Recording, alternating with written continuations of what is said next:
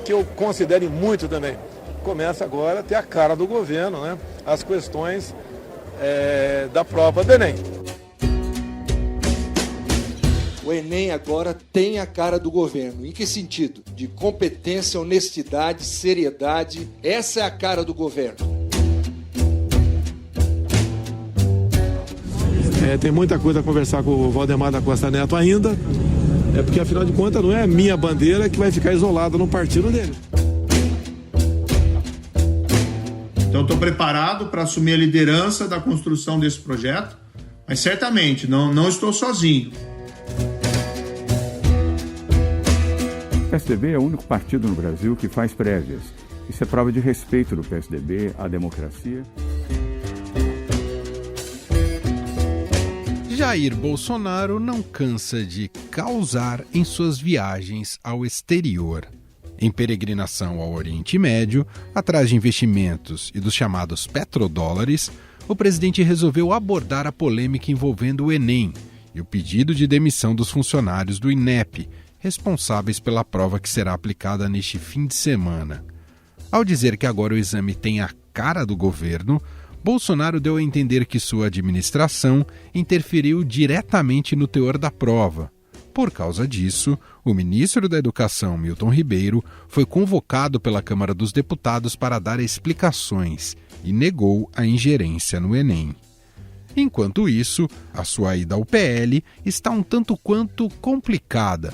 Depois de adiar a data de sua filiação por discordâncias com o presidente da legenda, Valdemar Costa Neto, o partido declarou que aparou as arestas e que está pronto e alinhado para receber Jair Bolsonaro. No Brasil, partidos continuam se articulando para tentar viabilizar o melhor nome para representar a chamada terceira via. A bola da vez é o ex-juiz Sérgio Moro, que inclusive já começou a apresentar nomes de seu futuro governo caso eleito. O magistrado anunciou o ex-presidente do Banco Central, Afonso Celso Pastore, como um de seus conselheiros na área econômica. Tudo isso acontece às vésperas das prévias do PSDB, que ocorrem neste domingo. As eleições internas do partido serão disputadas por João Dória, governador de São Paulo, Eduardo Leite, governador do Rio Grande do Sul, e Arthur Virgílio Neto, ex-prefeito de Manaus. Caso ninguém consiga a maioria, haverá um segundo turno no dia 28 deste mês, com os dois mais bem colocados nas prévias. Esses são os temas de hoje que guiam a primeira parte do Poder em Pauta, com a presença e análise dos nossos jornalistas em Brasília. E vamos ter hoje um segundo bloco especial com a participação da repórter de política do Estadão, aqui em São Paulo, Adriana Ferraz. Ela vai falar sobre o racismo dentro da política, às vésperas do Dia da Consciência Negra, neste sábado, dia 20.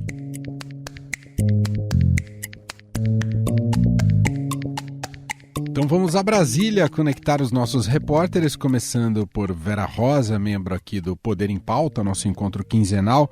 Olá, Vera, tudo bem? Oi, Emanuel, tudo bem? E você?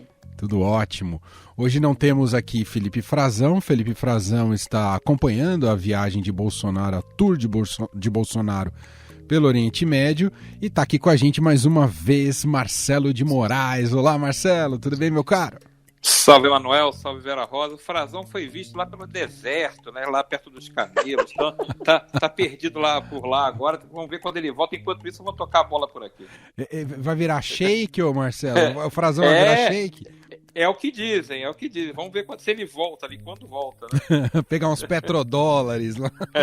Aliás, tiraram essa história do petrodólar de volta da tumba, né? Essa daí parecia que estava enterrada, mas como a gente está vivendo o passado de novo, tudo volta, né? É verdade. Aliás, já vou aproveitar esse gancho do Frazão no Oriente Médio, porque lá está o presidente Jair Bolsonaro, tem feito essa tour internacional e recheada de declarações polêmicas, né? Numa viagem importante que poderia ter outros significados, né? E trazer outros dividendos para o Brasil, mas o Bolsonaro resolveu politizar e falar sobre o Enem. Né, disse que ele é utilizado apenas para ativismo político e comportamental, né, o teste na visão do Bolsonaro. Ainda disse que o Enem agora tem a cara do governo. Isso criou a grande confusão, porque depois a apuração do próprio Estadão mostrou que sim, algumas perguntas foram removidas da prova porque seriam temas sensíveis na visão do governo. E agora a questão é saber qual o nível de interferência de Bolsonaro, do Ministério da Educação na prova do Enem, tudo isso em meio ao desmonte do INEP, né, com um pedido de exoneração coletivo. Enfim, Vera Rosa, queria passar para você que é mais um capítulo de 2 aspectos aqui, não só a guerra ideológica do Bolsonaro, né, que se reflete muito nessa área da educação, e o segundo aspecto é o Ministério da Educação, mais uma vez, desgovernado, certo, Vera? Certíssimo, Emanuel. Pois é, o presidente Bolsonaro disse que o Enem, que vai ser realizado agora, né, no domingo, é a cara do governo. E o que eu considero muito também, começa agora a ter a cara do governo, né? As questões da prova do Enem. E isso em meio a essa crise que está acontecendo com 37 servidores do INEP pediram exoneração de cargos de chefia em protesto contra o presidente do Instituto do INEP, Danilo Dupas Ribeiro, né? O ministro da Educação, que é um pastor, Milton Ribeiro, ele foi à Câmara dos Deputados nessa quarta e negou que tenha havido ordem de cima para trocar as questões do Enem por critérios ideológicos. Em nenhum momento eu tive acesso à prova, em nenhum momento eu falei com alguém. Pode perguntar aqui aos demissionários. Em nenhum momento eu liguei para alguém, para algum diretor, qualquer um da direção do INEP. Mas, de fato, a gente sabe que essas questões foram, sim, trocadas e o que não se sabe é o que exatamente foi trocado, né, Emanuel? É uma situação muito grave que está acontecendo às vésperas do Enem. Existe uma fragilidade técnica mesmo, né, na administração da atual gestão, como tem apontado os servidores do INEP. Marcelo, e a gente precisa lembrar, né, isso afeta milhares de famílias no Brasil, é o principal ingresso para a universidade pública no país e é mais um sinal do quanto o bolsonarismo tem dificultado áreas importantíssimas para a gestão federal, como a área da educação, não é, Marcelo?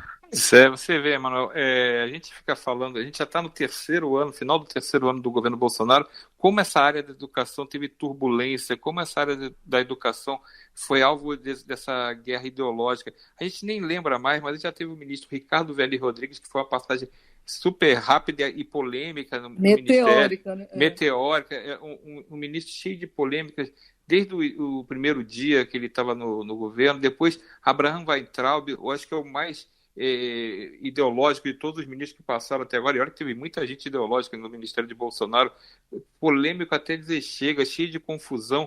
E o novo ministro, porque é o último, né? O Milton Ribeiro, que já está há um tempo e até agora não disse a que veio, só está acrescentando mais confusão. Então, quando tiver uma área tão estratégica, tão importante, tão central para o futuro do país, né, para o desenvolvimento das pessoas, né, a gente vê essa falta de tato em lidar com as coisas, essa guerra ideológica, a gente só pode pensar que está sem rumo mesmo e que não tem perspectiva de melhorar.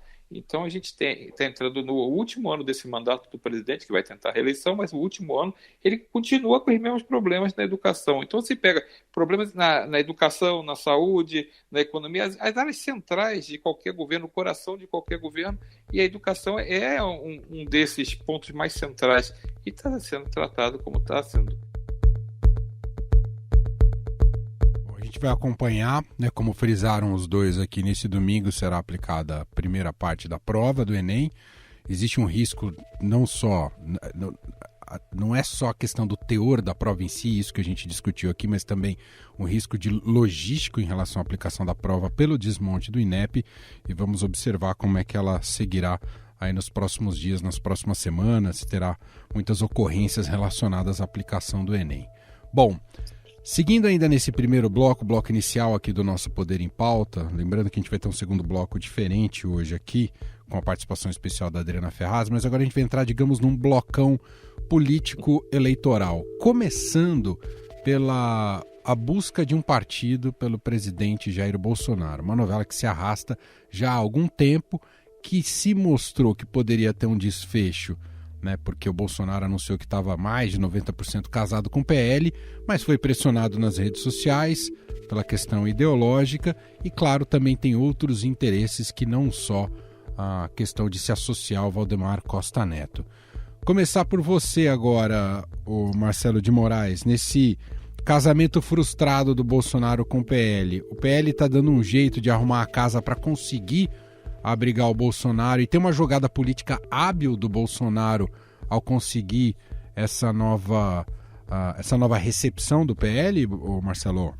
Pois é, todo mundo sabia que esse casamento não ia ser um casamento muito fácil. Casamentos arranjados, né, casamentos de conveniência são assim. É um casamento que não tem amor, é um casamento que é uma conveniência.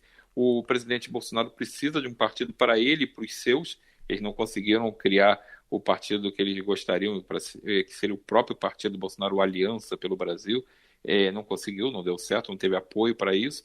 E ele fica ciscando de partido em partido, tentando ver onde que ele pode levar a turma dele e ter o controle da máquina partidária, ter o controle das indicações dos principais diretórios e ter principalmente também o controle do caixa, né, do fundo partidário, para poder bancar a própria campanha e a campanha dos seus principais aliados. Só que do outro lado tem um dono de partido. O PL é um partido daqueles do centrão clássico, né, bem centrão mesmo, com um dono explícito, o Valdemar Costa Neto, conhecido de outros carnavais, que foi condenado e preso por conta do escândalo do Mensalão. Ele foi condenado a mais de 7 anos de cadeia. Saiu antes, mas a condenação foi de 7 anos de cadeia. E ele é o presidente dono, ele é que manda no pedaço. Então, claro que não ia ser um casamento fácil. Cada um vai puxar a brasa para sua sardinha, e depois do casamento que você falou que era 90% certo, é 99%. 99%, Mas apareceu um cara no fundo que falou, eu tenho alguma coisa contra esse casamento. Sabe aqueles caras que aparecem na igreja, na última hora e grita? Alguém apareceu e gritou, calma lá, não casem. E aí o Bolsonaro, que não só pegou mal esse casamento com um expoente do Centrão, que é o Valdemar e o PL, mas também pegou mal essa falta de espaço que ele queria. Nós queremos um projeto de Brasil, e o discurso não é apenas o meu, é do presidente do partido também. Nós estamos perfeitamente alinhados. Por várias questões, como acabou de ter uma resposta agora, a gente não vai aceitar, por exemplo, São Paulo apoiar alguém do PSDB. Porque há um arranjo feito, né, Vera? Um arranjo feito em São Paulo pelo Valdemar previamente, onde ele apoiaria o candidato do João Dória, ele apoiaria Rodrigo Garcia ao governo. E João Dória hoje é um dos principais rivais políticos de Bolsonaro. Então, como é que você explica? A cabeça do eleitor do Bolsonaro já está dando um monte de volta, porque tudo que ele falava antes já está falando diferente. Imagina agora o eleitor do Bolsonaro, que acreditava todo aquele discurso contra o Centrão, não sei o quê, vai acabar a velha política, a corrupção, aquelas coisas todas, toma lá da cá. Além de não acabar nada disso, um dos principais partidos do toma lá da cá, um dos principais partidos envolvidos com problemas, agora vai ser o partido que vai abrigar Bolsonaro e seus principais aliados. Então, é uma conversa que precisou Bolsonaro meio que dizer, vou mudar tudo, eu que vou mandar. Valdemar Costa Neto também deu uma recuada, arrumou ali a sua casa para fingir que estava cedendo também, mas no fundo quem vai mandar no dinheiro vai ser o Valdemar Costa Neto, e quem vai mandar na maioria dos diretórios vai ser Bolsonaro. Esse parece que é o arranjo que está sendo costurado para mais ou menos as duas partes ficarem contentes, porque é um bom acordo para todo mundo. E Vera, a gente precisa frisar aqui que o Bolsonaro não tem muitas alternativas, não resta a ele, claro, verdade, se ele quiser dinheiro e alguma capilaridade, alguns desses partidos do Centrão, porque à direita ou à esquerda ele não tem convite, não tem para onde ele fugir, ou ele pega um partido nanico, não é, Vera? Então, o presidente Bolsonaro, ele está sem partido exatamente 2 anos, porque ele saiu em novembro de 2019 do PSL, né, que foi o partido pelo qual ele foi eleito. Ele já tentou entrar pelas nossas contas 8 partidos. Não pode ter mais, mas deve ter mais, né? Esses são os oficiais, né? Pode ter mais, mas pelas nossas contas ele já tentou entrar em 8 partidos. O último, antes do PL, ele estava negociando com o PP, né, o Progressistas, do Arthur Lira, Ciro Nogueira, também ficou ali com embates ali estaduais. O problema também são os palanques estaduais, né, porque o PP, em muitos locais, ali, principalmente no Nordeste, vai apoiar a candidatura do ex-presidente Lula, e Bolsonaro não admite isso. Vamos ver, né, porque também está muito difícil. Nessa quarta-feira houve uma reunião aqui em Brasília e Valdemar Costa Neto disse que uma reunião do Valdemar com presidentes de diretórios estaduais, aí ele disse que recebeu carta branca para fazer essas negociações. Ele deu para ele a carta branca, né, Vera? Ele se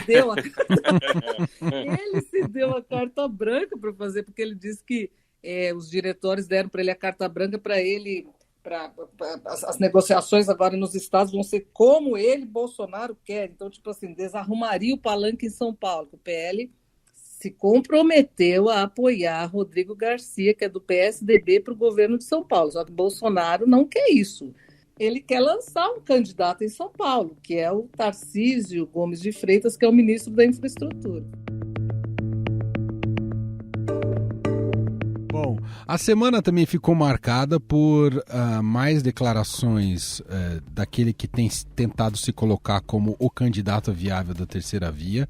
O ex-juiz e ex-ministro Sérgio Moro deu entrevista nessa semana para o Pedro Bial, reafirmou, né, que está a fim de liderar um projeto político, portanto ser um candidato à presidência da República, e ele deu um passo extra nessa semana ao afirmar que tem como conselheiro econômico Afonso Celso Pastore, que foi presidente do Banco Central, economista, mas já se criou, né, no linguajar que seria o posto Ipiranga do Sérgio Moro, mas que o próprio Pastore já disse que não é o posto Ipiranga, apenas está aconselhando ali o Sérgio Moro. Mas eu acho que ao final e ao cabo, e aí eu quero ouvir vocês, começando por você, Vera Rosa, o Moro está colocando as asinhas de fora, efetivamente tentando se viabilizar como o nome da terceira via, não, Vera?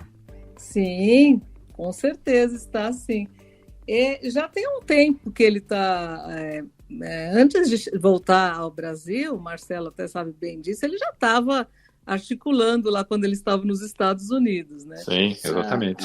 Toda a movimentação dele é preparando a campanha à presidência da República em 2022 para ser esse candidato da terceira via.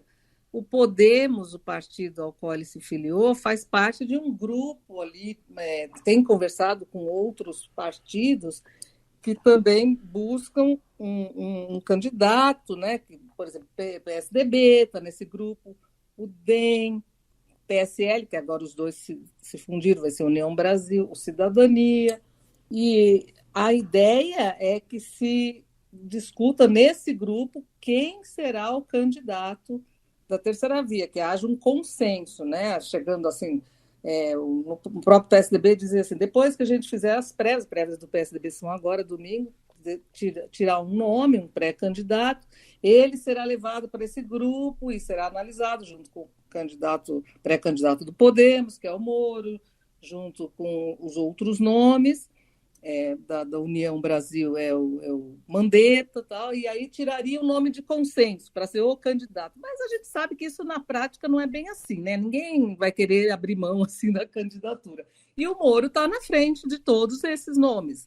Então, estou preparado para assumir a liderança da construção desse projeto, mas certamente não estou sozinho. Eu me sinto habilitado a construir esse projeto juntamente com a população brasileira. Ele já tem, segundo as pesquisas aí, já chegou a 2 dígitos, e então ele chega com um destaque aí nesse grupo.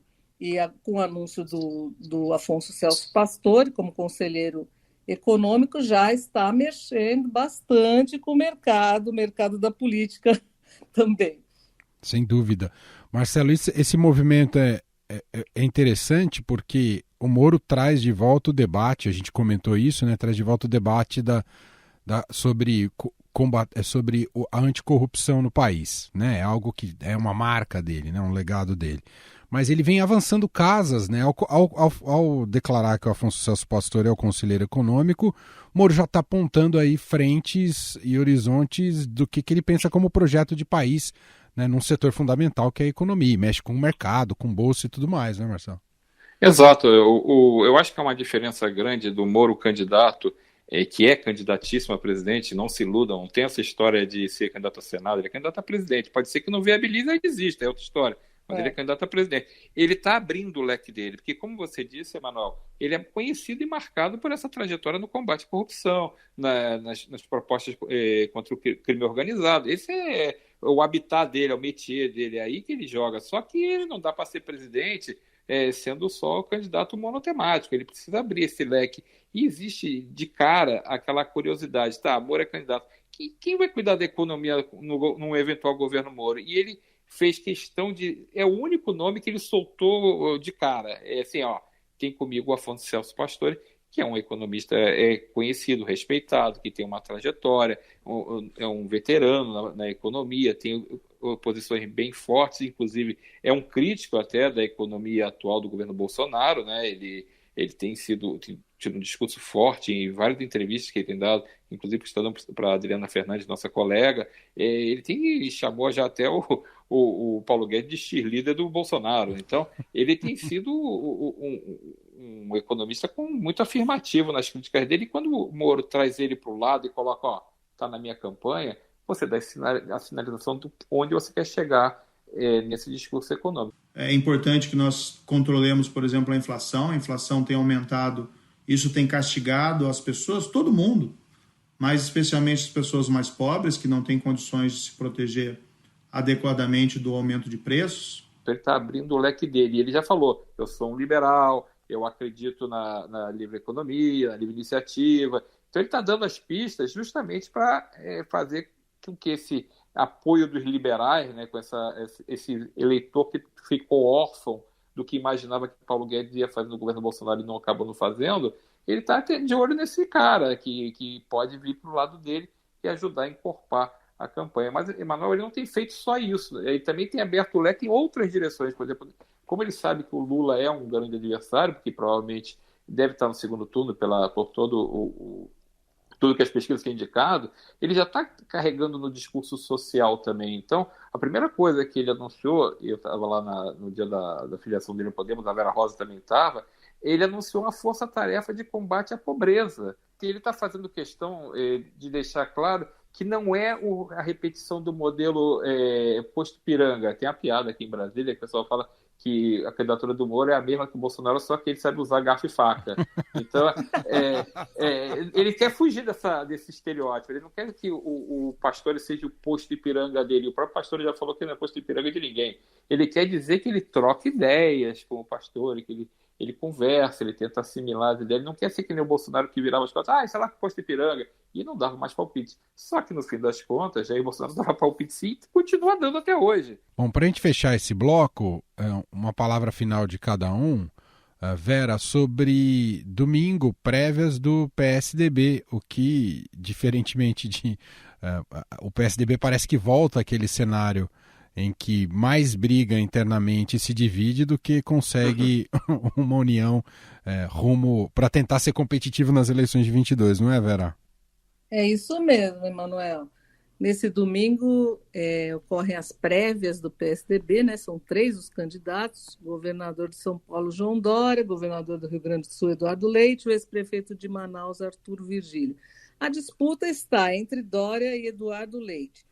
O Arthur Virgílio entrou nesse embate mais para ganhar, para ter uma tribuna, é um tucano histórico da velha guarda, mas ele sabe que ele não tem chance ali. E realmente essa campanha, essas prévias foram marcadas aí por troca de acusações, e o receio da cúpula do PSDB é que isso divida ainda mais o partido, né, num ano eleitoral, assim, né, dependendo do resultado da prévia, já se fala em que pode haver uma debandada para um lado, uma debandada para o outro. Então, esse é o grande temor, né, do que vai acontecer, porque dessa prévia depende o controle do partido, né, quem que vai ter mais influência. O Eduardo Leite, a gente sabe que é muito ligado ao deputado Aécio Neves, né? Então tem ali esse embate entre o grupo do Dória e o grupo do Eduardo Leite. Marcelo de Moraes, prévias do PSDB no domingo. Dória é favorito mesmo, Marcelo? Eu acho que assim, a gente tem que ver, ele leva uma vantagem em tese, que é o Diretório de São Paulo ser o maior, né, ser o mais poderoso em termos de votos, né, proporcionalmente, e ele é o governador de São Paulo, que naturalmente tem uma influência grande sobre esse colégio eleitoral paulista, né. Mas eu acho que as conversas estão acontecendo ali entre eles, e está todo mundo até o último momento. Esse negócio que ele está falando de briga, se não foi eleição do PSDB com briga não é a eleição do PSDB. E essa está mais áspera do que o normal, digamos assim. Só que tem um grande problema, que o PSDB pode estar jogando o futuro político dele entre ser de novo a força política que foi e que polarizou com o PT nas últimas eleições, desde 94. A gente tem um presidente do PSDB ou do PT, e os mesmos candidatos, um ou outro no segundo turno, menos 2018. Então, esse reflexo da eleição de 2018, do desastre que foi 2018, quando o Geraldo Alckmin só conseguiu 5% e não chegou nem perto do segundo turno, ficou entre Bolsonaro e Fernando Haddad, pode acontecer de novo agora, porque o PSDB, com essa fragmentação do que já estava fragmentado, porque ele saiu muito derrubado da eleição, parece que não aprendeu a lição de 2018. E ele continua nessas fraturas internas. E qual o problema dessa fratura? Um lado flerta muito, e uma parte grande da bancada flerta muito com o bolsonarismo. Então, como é que você vai fazer um discurso de oposição para disputar uma eleição se os seus integrantes do partido estão mais com o pé na canoa do governo do que na sua canoa? Então, o PSDB, mesmo que ele consiga escolher um candidato forte e se unifique ali, os dois candidatos se juntem, né, os três, no caso do Arthur Lira também se juntem, não quer dizer que a base do Congresso vai apoiar, porque tem uma briga lá entre eles, e a Vera está acompanhando bem isso. Eles querem as emendas do governo, eles querem cargo, eles querem recursos. Tem uma turma muito forte colada nesse bolsonarismo. Virou um apêndice, né, Marcelo? Exato. Do centrão ali, o PSDB. Exato. Bancada na Câmara, essa PEC dos precatórios, votou majoritariamente a favor do governo. Uhum. Exatamente. Então, o que vai sair do PSDB? Não adianta ter só o candidato escolhido, tá? Mas ele vai conseguir ter palanque, ele vai ser... Tem uma expressão antiga na política, ele vai ser cristianizado, depois vira candidato, mas ninguém apoia. O Alckmin passou por isso na eleição de 2018. Ele foi candidato abandonado nos palanques pelos aliados, pelos partidos que o apoiavam. Então, inclusive pelo Dória, né? Inclusive pelo Dória. O Bolsonaro. Mas na verdade o Bolsonaro foi no segundo turno, mas desde o início já estava aqui, já tinha uma briga entre ele e o Alckmin. Então, tem uma briga muito grande interna, maior do que nos outros anos, só que agora, como a situação é crítica, essa briga pode ser muito ruim para o futuro do partido. Muito bem, assim a gente fecha o nosso primeiro bloco do Poder em Pauta de hoje, com Vera Rosa, Marcelo de Moraes, os dois continuam aqui comigo, e vamos partir para um bloco aqui agora com uma convidada especial.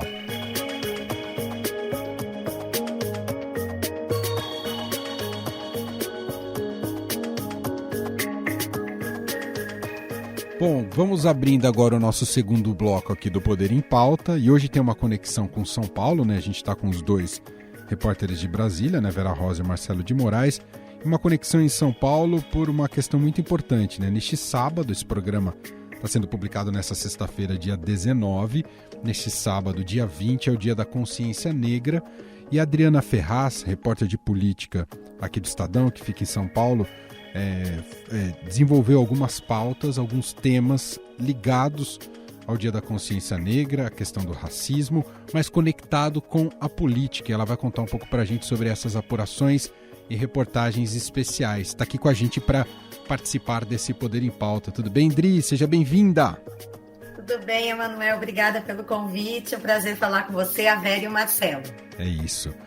Bom, Dri, eu não sei por onde você quer começar exatamente, mas eu acho que a primeira reflexão, que é prática e simbólica, as duas coisas, é a presença de pretos na política brasileira. Ainda um déficit enorme, não é, Dri? Enorme, uma vergonha para a gente que tem mais da metade da população de negros e pardos. A gente tem no Congresso Nacional só 26 congressistas que se declaram pretos. 26 entre senadores e deputados. Isso representa 4%. É uma vergonha para a gente, né? Com essa quantidade enorme de população negra e parda no Brasil, não se vê representada na política, né?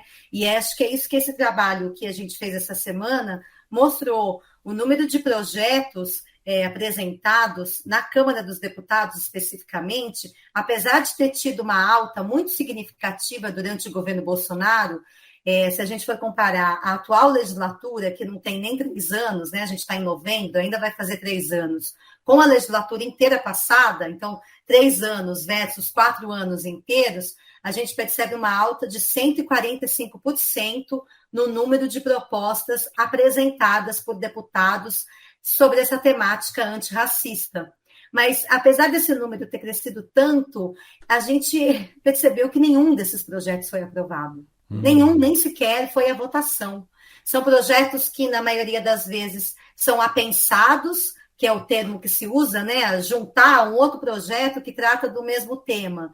E aí, outros projetos aguardam relator, aguardam deliberação de comissões específicas, e essa pauta fica engavetada. Então, nesse Dia da Consciência Negra, a gente tem essa triste realidade, uma representatividade minúscula diante da nossa demanda e uma pauta que é engavetada pelo Congresso. Nesta quinta, felizmente, o Senado aprovou um projeto importante justamente por causa da data, colocaram em votação por causa disso, equipararam, na verdade, injúria racial com racismo. Um debate até polêmico do ponto de vista jurídico, mas uma demanda antiga do movimento. Mas, tirando isso, não temos avanço. Infelizmente, é uma pauta que está ainda à espera de uma prioridade, sabe? À espera de uma atenção maior do Congresso. E vocês ouviram parlamentares negros presentes e trabalhando em Brasília para contar um pouco da realidade deles, né? A gente separou, inclusive, aqui alguns áudios para ouvirmos juntos aqui no Poder em Pauta, mas só queria que você citasse, porque isso você fez em parceria com outro repórter, não é, Adri? Isso, na verdade, essa é a apuração do Levi Teles, que é um repórter que está conosco na editoria de política aqui de São Paulo. Ele pegou essa lista de 26 congressistas, né, entre senadores e deputados que se declaram negros, e foi atrás deles para saber histórias mesmo, relatos do que eles vivem no dia a dia da política, o racismo estrutural que eles percebem na pele, né, todos os dias. E aí o Levi nos mandou 2 áudios de 2 deputados que contam exatamente o que eles sofrem, né? Exato. Vamos ouvir primeiro aqui a Vivi Reis, ela é do PSOL do Pará e conta nesse primeiro áudio que vamos ouvir aqui justamente uma situação de racismo vivida por ela na Câmara dos Deputados nos seus trabalhos em Brasília. Vamos ouvir juntos aqui. Um dia eu cheguei aqui na Câmara dirigindo, né, porque eu tenho o hábito de dirigir aqui em Brasília, em Belém menos agora por conta da situação de violência, das ameaças, né, que a gente sofre, mas aqui em Brasília eu cheguei dirigindo e a moça que estava fazendo a segurança do estacionamento disse que eu não poderia estacionar porque aqueles estacionamentos eram privativos dos deputados. E eu falei, eu sou deputada federal, esse aqui é a minha vaga do meu gabinete. Aí ela pegou e chamou um reforço, né, de segurança da Polícia Legislativa, ligou e disse assim, tem uma moça aqui dizendo que é deputada, sendo que eu estava identificada com meu broche, eu estava ali me apresentando, afirmando que eu sou deputada, e ela insinuou, né, a moça está dizendo que é deputada, como se eu estivesse mentindo, como se eu não tivesse condição, de fato, de ser uma deputada por ser como sou, né, por ser mulher, por ser jovem, por ser negra. Ouvimos a Vivi Reis, o primeiro depoimento da deputada federal Vivi Reis, do PSOL do Pará. Agora nós vamos ouvir o deputado federal Valmir Assunção, ele é do PT da Bahia e também conta um caso que ele passou. Vamos ouvir aqui. Tem um assessor que trabalha comigo já há muito tempo. Ele é um cidadão branco, dos olhos azuis, fotógrafo, o nome dele é Jonas. Um dia na Câmara, eu fiz uma comparação com ele e mostrar na prática como é que é o racismo. Eu dificilmente uso bota, mas eu botei meu paletó e pedi para ele botar o paletó e nós iríamos passar por uma barreira de segurança. Se eles não me conhecessem, eles iam me parar e não parava ele. Na primeira barreira que cheguei, ele botou segurança, botou o braço para mim não passar e deixou ele passar. Aí o cidadão veio me questionar, você é servidor? Eu disse, por que você não pergunta se eu posso ser deputado? Ou pergunta, você é servidor? Você é deputado? Por que só me pergunta se eu sou servidor? Não, porque aqui só passa deputado. Eu disse, aquele cidadão que passou, ele não é deputado e você deixou passar. Por que deixou? Porque era branco. Isso é constante todos os dias, todo lugar. Antigamente, eu não enfrentava isso. Hoje, eu paro, converso, explico para ver se as pessoas vai tendo consciência do que é o racismo e tenta deixar a gente inferior, menor. E nós não somos inferior, nós não somos menores, nós temos capacidade, consciência, isso é nítido. E nós temos que trazer esse debate em todo lugar.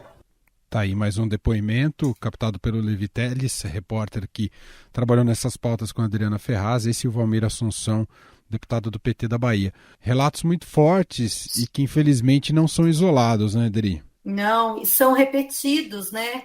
Essa questão deles serem barrados é tão comum, deve ser tão cansativo, certamente, isso para eles. É o local de trabalho deles, eles passam ali pela portaria todos os dias. E certamente, quando eles estão passando ali, eles já ficam pensando se eles vão ser barrados ou não. Muitos usam broche, né? A Vera e o Marcelo sabem mais que eu, mas colocam um broche, né, no paletó ou na blusa, no caso das mulheres, que os identifica como parlamentar. E aí, nem quando está de broche, às vezes, eles escapam de serem barrados ali na portaria simplesmente porque são negros.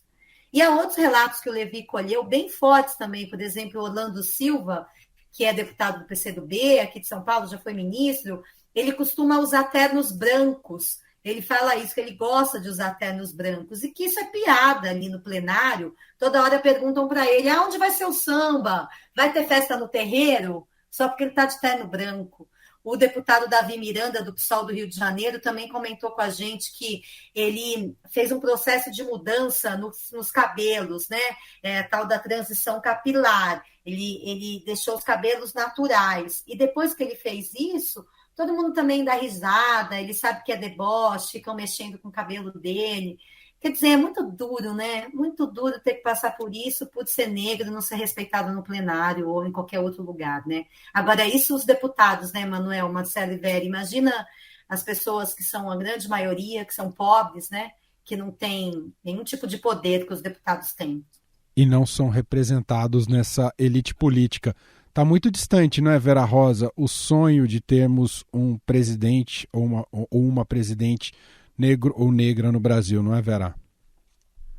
Com certeza, Emanuel. E eu queria lembrar que o presidente da Fundação Palmares, Sérgio Camargo, tem dito, mais de uma ocasião, ele já disse, voltou a reiterar agora, que Dia da Consciência Negra é uma data vergonhosa. E que não terá suporte financeiro nenhum da entidade. O Sérgio Camargo, presidente da Fundação Palmares, quer até trocar agora o nome da fundação para a Fundação Princesa Isabel. Absurdo. Ele vive tuitando, já chamou, tuitando nesse sentido, que não existe racismo no Brasil, já falou agora que os negros são afromimizentos, dia 20 ele tem um post assim, afromimizentos, dia 20 vocês terão consciência, mas não fique animadinho, será só por um dia. E esse presidente da Fundação Palmares é um aliado do presidente Jair Bolsonaro, ele é apoiado pelo presidente nesses comentários. Isso que a Vera trouxe, Marcelo, é bastante significativo. O bolsonarismo aprofundou, escancarou ainda mais essas divisões, não é, Marcelo? Pois é, e eu queria aproveitar e pegar a sua pergunta anterior, né, sobre vai estar muito longe da gente ter um presidente negro ou uma presidente negra no Brasil. Se você olhar o cenário atual na política, tem um monte de pré-candidatos, e pode procurar, nenhum é negro, ou pelo menos dos principais que está se destacando até agora nessas especulações sobre quem vai ser candidato, você não tem. Na última eleição, você ainda teve a Marina Silva, que disputou, eu acho que ela foi a pessoa que chegou mais perto de ser essa presidente negra no Brasil. Ela chegou, não na eleição passada, mas na eleição de 2014, né, que ela terminou em terceiro lugar, ela fez quase 20 milhões de votos. Então você tem uma baixa representatividade ainda, melhorou nas eleições municipais desse ano, os números mostram que teve mais gente sendo eleita, né, teve mais prefeitos, mais vereadores, ainda está longe de representar a proporção da população, né, mas pelo menos é um início de você ter um aumento de representatividade, mas no Congresso ainda está longe, como a Adriana falou no início, a proporção é muito pequena ainda de parlamentares negros e negras. Então você não tem presidentes de partido negros e negras, você não tem essa representatividade nos ministérios, você não vê ainda. E eu vou pegar a palavra que a Adriana usou, é uma vergonha. A gente vê os casos que os deputados também estão enfrentando, é outra vergonha. Então a gente tem muita coisa para melhorar, muita coisa para mudar no país ainda. Só lembrando aqui que o presidente da Fundação Palmares, Sérgio Camargo, é negro. Exato. Ele é negro e ele chama o movimento negro de escória maldita. Dri, para a gente fechar, queria que você vendesse um pouco mais do seu peixe. Essas reportagens vão ser publicadas neste sábado, é isso? Isso, vão ser publicadas tanto na versão impressa, né, do Estadão, como no site do Estadão, estadão.com.br. A gente vai dividir em 3 reportagens, provavelmente. Uma vai tratar desses projetos, né? A gente vai contar um pouco mais sobre eles, o que eles propõem. A gente também traz uma entrevista com a deputada Thalília Perrone, do Rio de Janeiro, do PSOL, uma deputada jovem, negra, que tem tido um bom destaque na Câmara, mas que também sofre muito com essa coisa de ser barrada. Ela usa turbante, aí então que ela fala que não deixa ela passar quando ela está de turbante. E tem esse especial, então, que foi feito pelo Levi Teles, eu dei uma ajudadinha ali a montar, que é um especial mais para a internet, que a gente traz essas frases, esses relatos desses deputados, para a pessoa poder acompanhar bem didaticamente. Também tem aí outras informações sobre o mesmo tema. Muito bom. E vamos ler. Foi só um preâmbulo aqui, essa conversa com a Adriana Ferraz, mas muito rica e importantíssima aqui para o nosso Poder em Pauta, para a gente concluir o programa de hoje. Então, Dri, primeiro você. Obrigado, viu? Volte outras vezes aqui a conversar com nossos repórteres de Brasília, viu, Dri? Obrigada eu, só me chamar. Vera Rosa, obrigado mais uma vez. Até o próximo programa, Vera. Até o próximo, Emanuel. Obrigada, Adriana. Gostamos muito. Vou ler todas essas matérias. Marcelo de Moraes, brigadíssimo. Volte outras vezes, viu, Marcelo? Valeu, Emanuel. Obrigado pelo convite. Obrigado para a Vera. Parabéns para a Adriana e para o Levi pelo material que eles produziram, que é um debate super importante que não pode ficar realmente de fora da discussão política do país, porque, como disse a Adriana, eu vou insistir de novo, é uma vergonha. Os depoimentos que os deputados deram mostram como o negócio ainda é muito ruim no Brasil em termos de racismo. Bom, Poder em Pauta volta aqui no Estadão Notícias daqui a 15 dias. É isso. Obrigado, gente.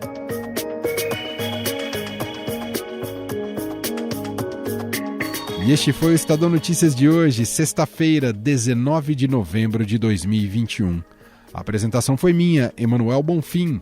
Na produção, edição e roteiro, Gustavo Lopes. A montagem é de Moacir Biasi. Escreva pra gente no e-mail podcast@estadão.com. Um abraço para você, um bom fim de semana e até mais.